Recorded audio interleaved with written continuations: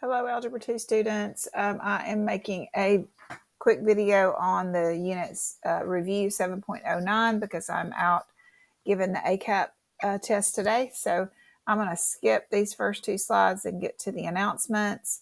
Quick reminder that we are taking end of year testing for 9th, 10th, and 11th graders. That should be scheduled through your homeroom teacher. That probably should be happening in the next couple weeks.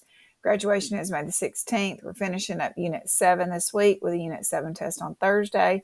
And then we start Unit 8 test on Friday.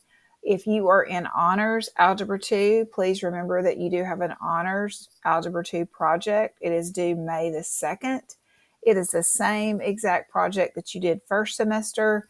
You have a choice of either the Bitmoji classroom or the 45-minute lesson.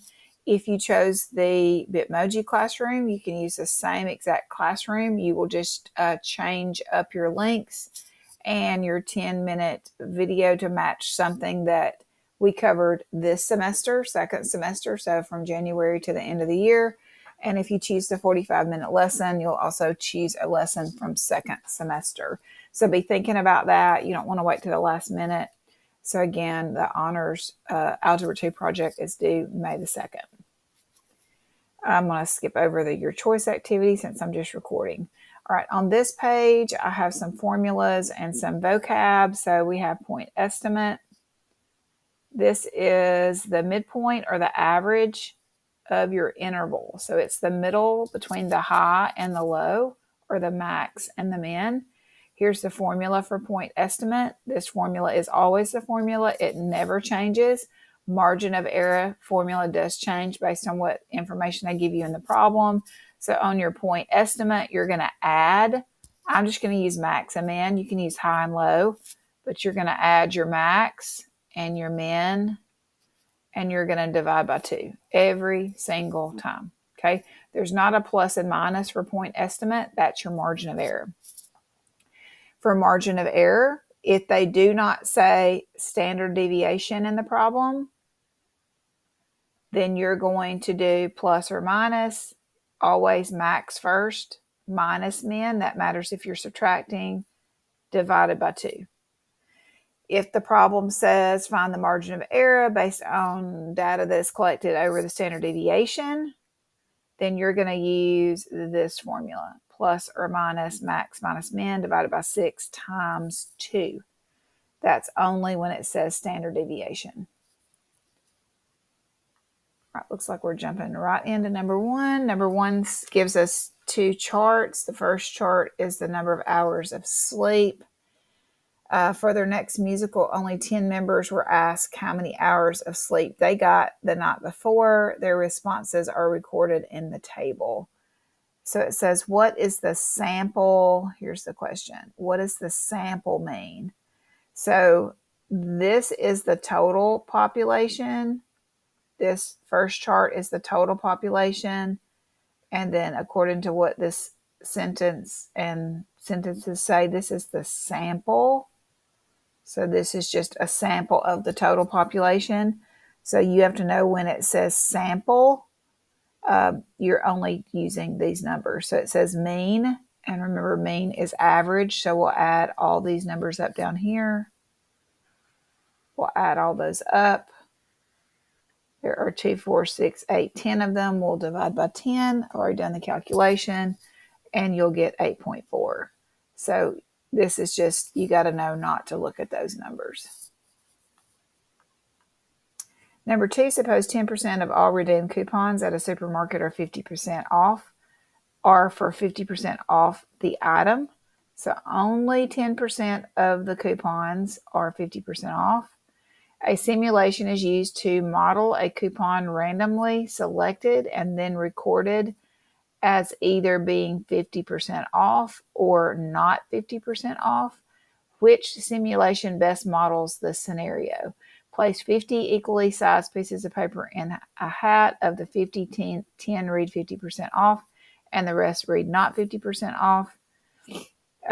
Place 80 equal sized pieces of paper in a hat. Of the 80, 10 read 50% off, and the rest read not 50% off. So I think we're going to focus on this number. So we got 50, 80, 40, and 30. And it says 10% are 50% off. So if I do 10% of 50, so that's 50 times the decimal for 10%, I don't get 10, I get 5. So this one's not the answer. If I do 10% of 80, I get 8, not 10. So this one's not the answer. If I do 10% of 40, I do get 4. So this would be 4 read 50% off and the rest read not 50% off. Let's just double check. This is if I have 30, 10% of 30 would be 3, not 6. So that's how I know it's this one. Number 3, a drawer contains black socks and white socks. 40% of the socks are black. A number generator simulates randomly selecting 10 socks from the drawer. The number generator is used 10 times, and the number of black socks in each trial is shown in the dot plot. So this is the number of black socks. I'm going to write black socks up here just so I remember. Which description is correct about the number generator being fair or not? So 40%, let's go back to this percent. 40% are black socks. A number generator simulates choosing 10 socks. So I'm going to take 10 and I'm going to multiply it by the decimal for 40%, because that's what's rolling around in my brain right now that I need to know. So 40% of 10 is 4. So I should be getting around, not every single time, okay, but I should be getting around 4 black socks. So if I look at this dot plot, so 1, 2, 3, 4 times they drew 4 black socks out. So this should be the highest, and it is. And then it's okay to have a few to the left and a few to the right. We wouldn't want to have a bunch over here at 0 or a bunch over here at 10. But it does look like, we've got 3 to the left, 3 to the right. But the majority of these were 4 black socks. So let's see what it says. The number generator is not fair. In the experiment, it picked black socks 50% of the time. The number generator is not fair. It picked black socks half of the time. The number generator is fair. It picked the approximate percentage of black socks most of the time. I think it's this one. The number generator is fair. It picked black socks half of the time. It's not half because it's 40%. So I'm going to go with this one.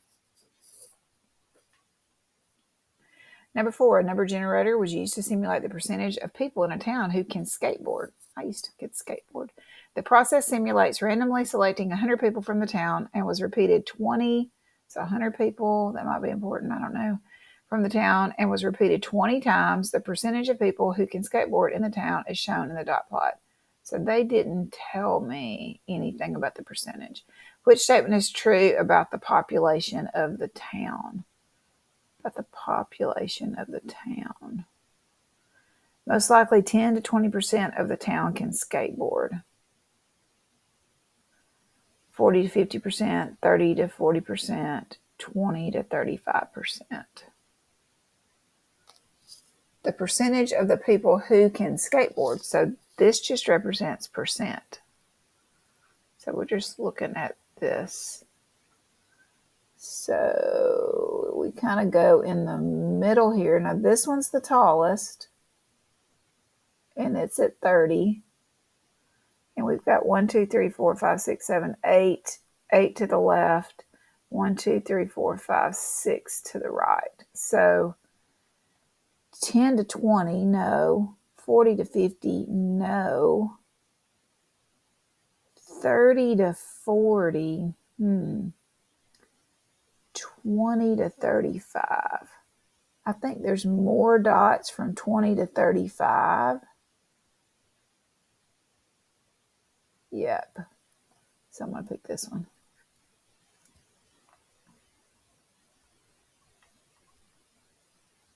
Number 5, 8 trials are simulated. The results are shown in the table. What is the estimated margin of error?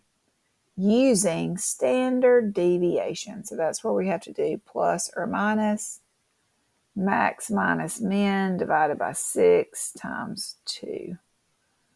So they gave us a chart here. So we got to find the max and the min. How dare they? So 105, 114, 114. I think this is the max, don't y'all? The min, 105, 105, 105. Let me check my work. I've done this before. Yep, that's what I got. And then don't forget the times 2. That's something that I have forgotten before because I am a human being and I make mistakes. 114 minus 104 is 10. So this is going to give me 10 divided by 6. That's going to give me 1.6 repeating times 2. And I am going to round to 3.33. So plus or minus 3.33 is my margin of error.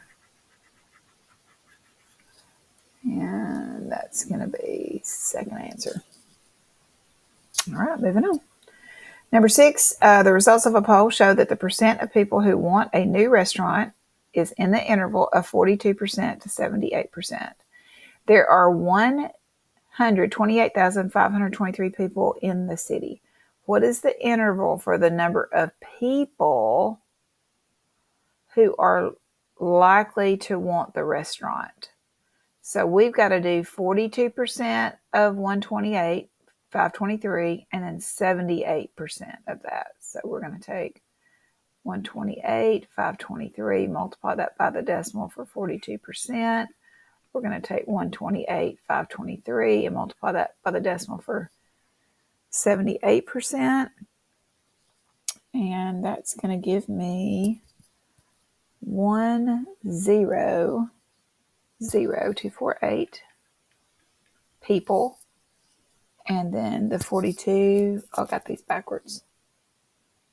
No, don't. And then, yes, I do. The 42% is 53,980.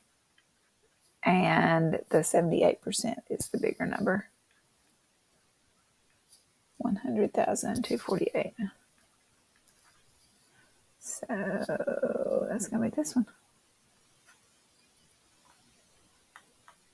Number 7, a neighborhood organization wants to know what percent of households wants to have a community vegetable garden. The organization plans to survey a random sample of 25 households.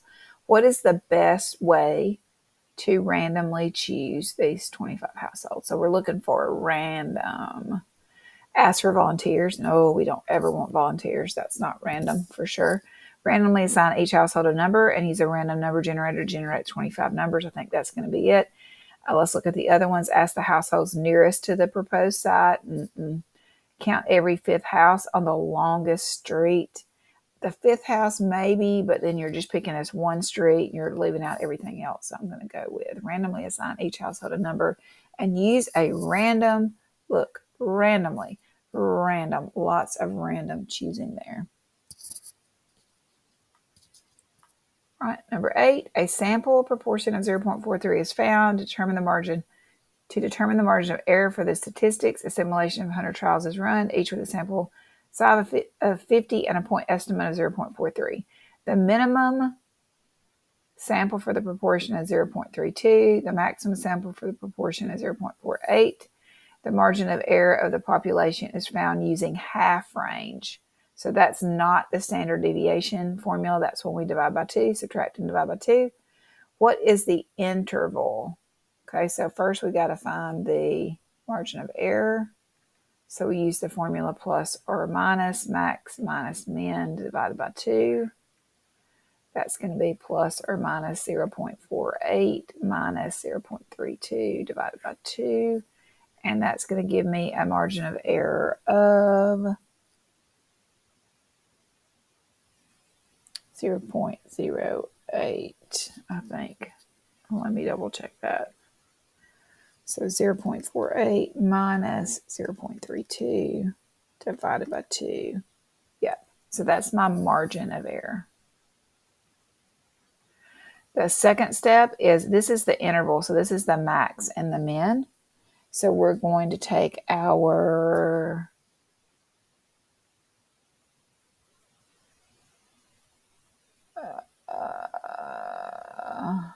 point estimate. Sorry.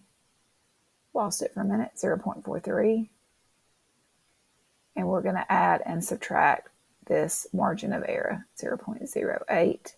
So if we add it, so 0.43, if we add the 0.08, that's going to get me 0.51. And then if we do 0.43 minus the 0.08, that's going to get me the minimum 0.35. So that is the answer. All right, last one. Number 9, a football coach wants to see how many laps his players can run in 15 minutes during a non-mandatory, so that's volunteers, meeting. So the coach asks volunteers on his team to do the experiment. Which sentence explains how randomization is not applied in this situation? Select each. On this one, I selected the last 3.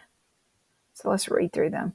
The coach is only observing football players. It says, which sentence explains how randomization is not applied? The second one says the coach cannot select those he observes. He is observing them, so we wouldn't select this one. And it says there really is no selection process because remember, this is non-voluntary, non-mandatory, so that means he has volunteers. The coach is observing only football players. And the last one is the football players are volunteering. So it's going to be those last 3. All right, I do think that's the last one. All right, guys, hopefully that was helpful. I'm going to send out this link to the video, and then I'll also send you out a link to the whiteboard if you want to have that. And I hope y'all have a great day. And if you need me, send me an email. I may not have access to email all the time, but at my lunch, I'll try to check my emails. And then after testing, I'll check my emails. Y'all have a great one. Bye.